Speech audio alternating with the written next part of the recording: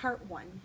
I was called nigger and blackface in the classroom, and no one said a word. My teacher only cared about being in a position of learning authority, instead of having a heart to care that I was being pushed into the derogatory state of being minority. That day, I fastened miracles on flagpoles in hope that my teacher would give them a wave, so that for once in my life, things would go my way. But I was looked into the eye and told there's nothing we can do.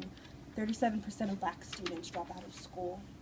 Part 2. She carried more razor blades in her hands than pencils. What kind of school help does she get? You haven't even heard her story yet. She carries razor blades instead of pencils because her blood leaves thicker scars, while pencils carve mistakes that are too deep to erase. She sat in guidance with stars in her hands, knowing that those stars would grant wishes if she just had something to hold on to, something to never lose. But they sent her away when all she wished for was a hand to hold her, to tell her, "We want you to stay." She became one of the 7,000 students that drop out of high school every day.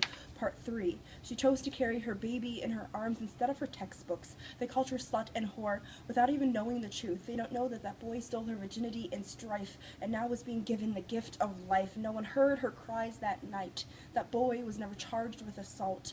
She became part of the 30% of girls that drop out of high school due to pregnancy, thinking it was her fault. Part 4. We carry more stress in our body than knowledge in our minds. We are graded by the knowledge we memorize, not the knowledge we already know. We get categorized by the results we show and not the effort we put in. Yes, you have a master's degree and have earned the right to teach us, but why can't you put down the grade book and try to reach us? We need adults who will listen to what we have to say, not judge us because we are just teenagers too inexperienced to give the time of day.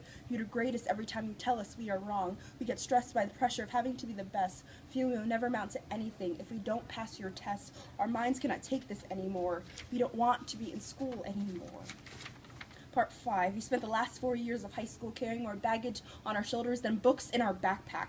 Addressing the dropout crisis is not about choosing the right answer. It's about unloading all the baggage and looking back at the assumptions we're making, because maybe we're not all looking at the same problem.